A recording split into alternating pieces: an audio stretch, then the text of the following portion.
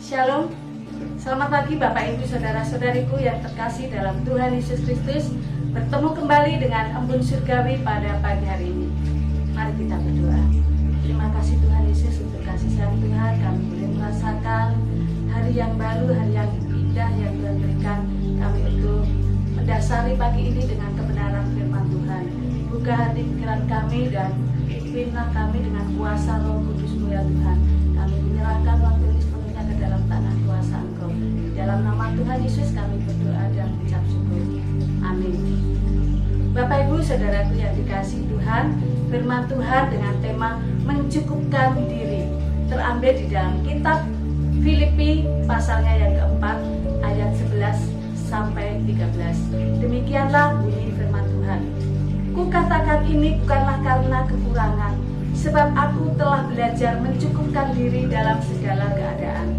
Aku tahu apa itu kekurangan dan aku tahu apa itu kelimpahan. Dalam segala hal dan dalam segala perkara tidak ada sesuatu yang merupakan rahasia bagiku, baik dalam hal kenyang maupun dalam hal kelaparan, baik dalam hal kelimpahan maupun dalam hal kekurangan. Segala perkara dapat kutanggung di dalam Dia yang memberi kekuatan kepadaku. Saudaraku yang dikasihi Tuhan, kata mencukupkan diri dalam bahasa aslinya berarti memiliki segala sesuatu yang dibutuhkan. Paulus tidak sedang membanggakan diri, juga tidak sedang menghibur diri. Ia dapat merasa cukup dalam segala keadaan di dalam Tuhan yang memberi kekuatan kepadanya. Mencukupkan diri bukanlah hal yang mudah, ya, karena harus melalui banyak proses. Demikian juga Paulus sendiri pun perlu sebuah proses belajar mencukupkan diri, yaitu dengan yang pertama, agar kita dapat mencukupkan diri, kita harus meminta hikmat Tuhan dalam membedakan manakah kebutuhan yang harus dipenuhi dan keinginan yang harus dikendalikan. Suku bunga naik dan angsuran rumah juga naik. Ya, kalau kita melihat keadaan situasi pada masa kini.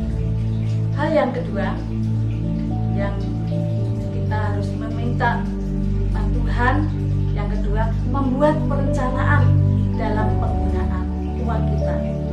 Kebutuhan yang harus diprioritaskan dan keinginan yang bisa ditunda serta mempertimbangkan manfaatnya.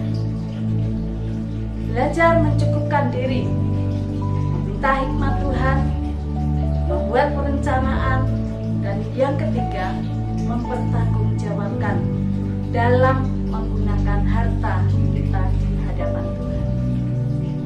Saudaraku yang dikasihi Tuhan, apakah keadaan kita mengganggu diri kita sendiri?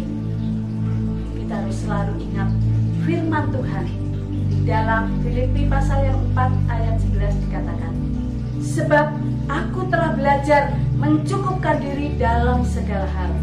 Mencukupkan diri dalam segala hal. Marilah Bapak Ibu, saudara-saudariku yang dikasihi Tuhan, kita belajar untuk memberi yang terbaik kepada Tuhan.